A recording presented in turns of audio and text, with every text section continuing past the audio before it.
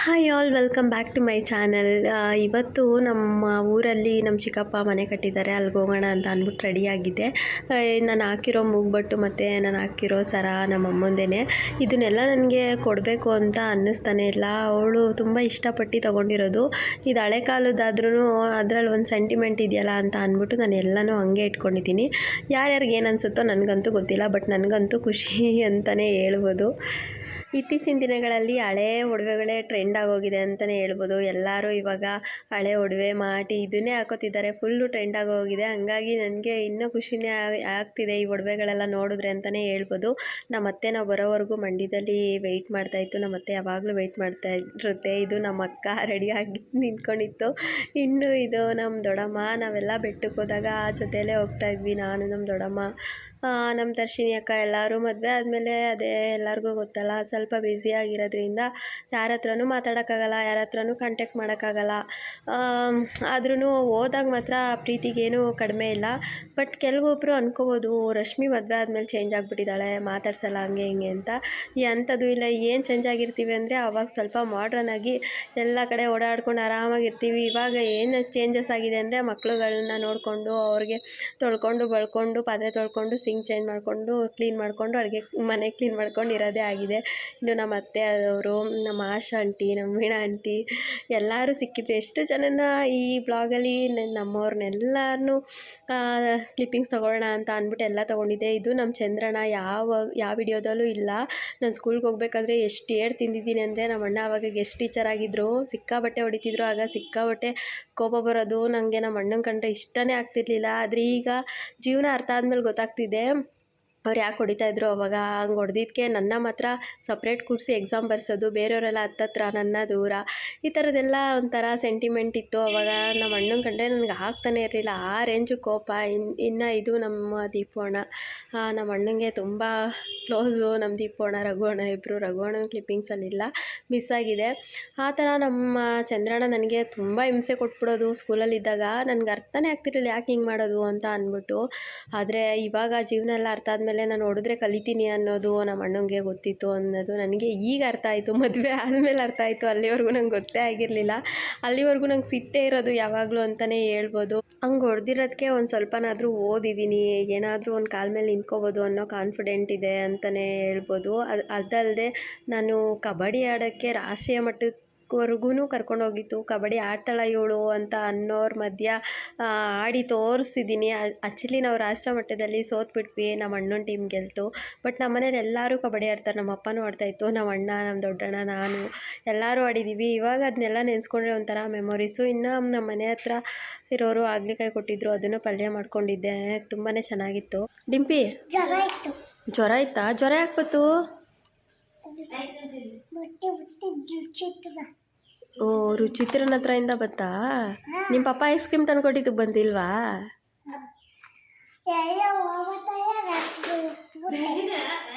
ಏನು? ಹೌದಾ, ಈಗ ಸರೋಯ್ತಾ? ಯಾವೂರು ನಿಮ್ಮದು? ಚನ್ನಪಟ್ಟಣ.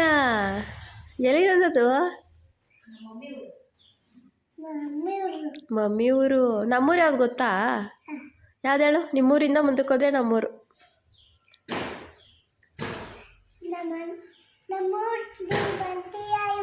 ಹ್ಞೂ, ನಿಮ್ಮೂರಿಂದನೇ ನಾನು ಡೈಲಿ ನಮ್ಮೂರಿಗೆ ಹೋಗೋದು.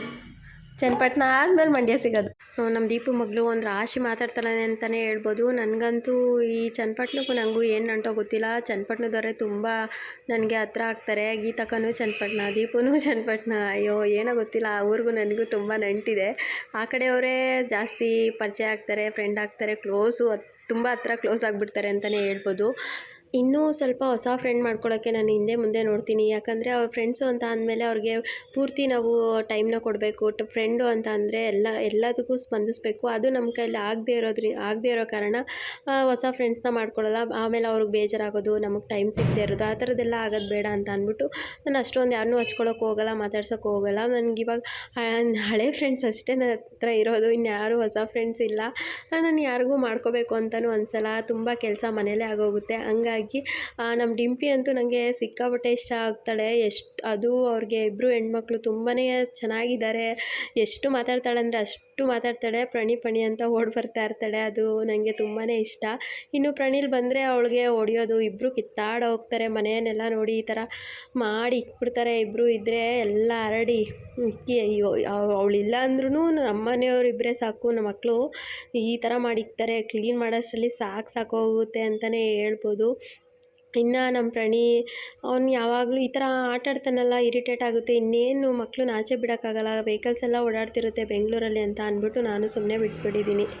ಇನ್ನು ನನ್ನ ಬ್ಲಾಗಲ್ಲಿ ನಮ್ಮೂರಲ್ಲಿ ನಮ್ಮ ದೊಡ್ಡಮ್ಮ, ನಮ್ಮ ಅಕ್ಕ, ನಮ್ಮ ಆಂಟಿಯವರೆಲ್ಲ ಸಿಕ್ಕಿದ್ದು ನನಗೆ ತುಂಬಾ ಖುಷಿ ಆಯಿತು ಅಂತಲೇ ಹೇಳ್ಬೋದು. ಇವತ್ತು ನಮ್ಮ ಪ್ರಣೀಗೆ ಸ್ವಲ್ಪ ಜ್ವರ ಬಂದಿದೆ ಅಂದ್ಬಿಟ್ಟು ಸ್ಕೂಲಿಗೆ ಕಳಿಸಿರ್ಲಿಲ್ಲ. ಇವನು ನನಗೆ ಕೆಲಸ ಮಾಡಿಕೊಡ್ತಾವನ, ಇನ್ನೊಂದೆರಡು ಕೆಲಸ ಎಕ್ಸ್ಟ್ರಾ ಕೊಡ್ತಾನೋ ಒಂದು ಅರ್ಥ ಆಗಲ್ಲ. ನನಗಂತೂ ಸಿಕ್ಕಾಪಟ್ಟೆ ಹಿಂಸೆ ಕೊಡ್ತಾರೆ. ಇಬ್ಬರು ಇದ್ಬಿಟ್ರಂತೂ ನನಗೆ ತಲೆ ಕೆಟ್ಟೋಗುತ್ತೆ, ಅಷ್ಟು ಕೆಲಸ ಕೊಡ್ತಾರೆ. ಇನ್ನು ಎಲ್ಲ ಕಡೆ ಗೋಡೆ ಮೇಲೆ ಗಲೀಜು ಮಾಡೋದೇ ಇವ್ರ ಕೆಲಸ. ನಾನು ಕ್ಲೀನ್ ಮಾಡಿ ಸಾಕಾಗ್ಬಿಡುತ್ತೆ ಅಂತಲೇ ಹೇಳ್ಬೋದು. ಇನ್ನು ಕಾಳುಗಳೆಲ್ಲ ಮೊಳಕೆ ಕಟ್ಟಿದೆ, ತುಂಬ ಚೆನ್ನಾಗಿ ಬಂದಿದೆ. ಕಡಲೆಕಾಳು, ಬಟಾಣಿ ಕಾಳು, ಹೆಸ್ರು ಕಾಳು, ತಗಣಿ ಕಾಳು, ಹುಳ್ಳಿಕಾಳು ಎಲ್ಲ ಹಾಕ್ಬಿಟ್ಟು ಕಟ್ಟಿದೆ. ತುಂಬ ಹೆಲ್ತಿಗೂ ಇದು ಸಿಕ್ಕಾಪಟ್ಟೆ ಒಳ್ಳೆಯದು, ಪ್ರೋಟೀನ್ ಇರುತ್ತೆ, ಸಿಕ್ಕಾಪಟ್ಟೆ ಐರನ್ ಪ್ರೋಟೀನ್ ಎಲ್ಲ ಸಿಗುತ್ತೆ. ಹಾಗಾಗಿ ನಾನು ಮಸಾಲೆ ಏನೂ ರುಬ್ಕೊಂಡಿರಲಿಲ್ಲ, ಹಂಗೆ ಹಾಕ್ಕೊಂಡಿದ್ದೆ ಕುಕ್ಕರ್ಗೆ. ಮಾಮೂಲಿ ಒಗ್ಗರಣೆ, ಎಣ್ಣೆ, ಸಾಸಿವೆ, ಕರಿಬೇವು, ಈರುಳ್ಳಿ, ಬೆಳ್ಳುಳ್ಳಿ ಹಾಕ್ಕೊಂಡು, ಇದು ನಾವು ಮೊಳಕೆ ಕಟ್ಟಿರೋದು ಅಥವಾ ಹಸಿ ಕಾಳನ್ನ ಫಸ್ಟೇ ಈ ಥರ ಒಗ್ಗರಣೆ ಹಾಕ್ಕೊಂಡು ಮಾಡ್ಕೋಬೇಕು. ಹಸಿ ಅವರೆಕಾಯಿ, ತೊಗರಿಕಾಯಿ ಎಲ್ಲ ಸಾಂಬಾರು ಮಾಡ್ತೀವಲ್ಲ, ಅದಕ್ಕೆಲ್ಲ ಫಸ್ಟೇ ಒಗ್ಗರಣೆ ಹಾಕ್ಕೋಬೇಕು. ಇನ್ನು ಬೇಳೆ ಸಾಂಬಾರು ಮಾಡಿದಾಗ ಲಾಸ್ಟಲ್ಲಿ ಹಾಕ್ಕೋತೀವಿ. ಯಾಕಂದರೆ ಇದು ಕಾಳು ಸ್ವಲ್ಪ ಹಸಿ ಸ್ಮೆಲ್ ಹೋಗೋವರೆಗೂ ನಾವು ಈ ಥರ ಹುರ್ಕೋಬೇಕು. ಈ ಥರ ಮಸಾಲೆ ಎಲ್ಲ ರುಬ್ಬಕ್ಕೆ ಟೈಮ್ ಇಲ್ಲ ಅಂತ ಅಂದರೆ ಈ ಥರ ಸಾಂಬಾರು ಮಾಡಿಕೊಂಡು ತಿನ್ಬೋದು, ಸೂಪರಾಗಿರುತ್ತೆ ಅಂತಲೇ ಹೇಳ್ಬೋದು. 2 ಟೊಮೊಟೊನ ನಾನು ಹಂಗೆ ಹಾಕ್ಕೊಂಡಿದ್ದೀನಿ. ಆಮೇಲೆ ತರಕಾರಿಗಳಲ್ಲಿ ಬೀನ್ಸು, ಗೆಡ್ಡೆಕೋಸು, ಆಲೂಗೆಡ್ಡೆ, ಬದನೆಕಾಯಿ ನಮ್ಮ ಮನೇಲಿ ತರೋದೇ ಇಲ್ಲ, ಅಲರ್ಜಿ ಅಂದ್ಬಿಟ್ಟು ನಾವು ಅದಕ್ಕೆ ಅದನ್ನು ಯೂಸ್ ಮಾಡಲ್ಲ. ಆಲೂಗೆಡ್ಡೆ, ಬದನೆಕಾಯಿ ಸೂಪರಾಗಿರುತ್ತೆ ಇದಕ್ಕೆ ಟೇಸ್ಟು.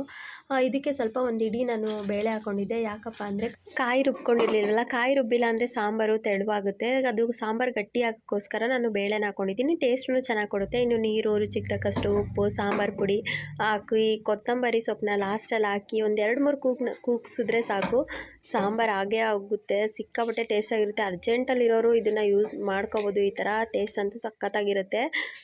ಮತ್ತು ಇನ್ನು ಲಾಸ್ಟಲ್ಲಿ 2 ಬೆಂದಿರುತ್ತಲ್ಲ ಟೊಮೊಟೊ, ಅದನ್ನು ಎತ್ತಿ ಸ್ಮ್ಯಾಶ್ ಮಾಡಿ ಈ ಥರ ಆ್ಯಡ್ ಮಾಡಿದ್ರೆ ಆಗೋಯ್ತು. ಸೂಪರಾಗಿರೋ ಸಾಂಬಾರು ರೆಡಿ.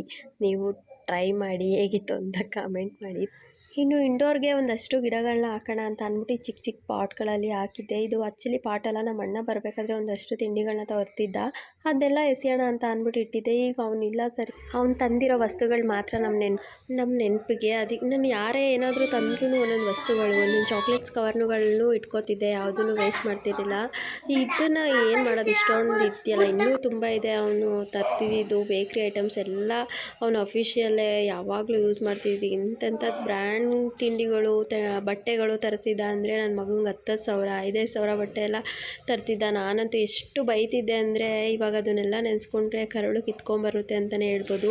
ಹಾಗೇ ನನ್ನ ಫ್ರೆಂಡೂ ಒಬ್ಬಳು ತೀರೋಗ್ಬಿಟ್ಲು, ತನು ಅಂತ. ಅವಳು ನನಗೆ ತುಂಬ ಕ್ಲೋಸ್ ಫ್ರೆಂಡು. ನಮ್ಮಮ್ಮ ನಮ್ಮ ಅಣ್ಣನ ಹೆಂಗೆ ನೆನೆಸ್ಕೊತಿದ್ದೆ, ಅದಕ್ಕಿಂತ ಮುಂಚೆ ಅವಳನ್ನೂ ಹಂಗೆ ನೆನಪಾಗುತ್ತೆ ನನಗೆ. ಪ್ರತಿದಿನವೂ ಅವಳನ್ನ ನೆನೆಸ್ಕೊತೀನಿ. ನಾವಿಬ್ಬರು ಒಂದೇ ತಟ್ಟೆಲಿ ಊಟ ಮಾಡ್ತಿದ್ವಿ.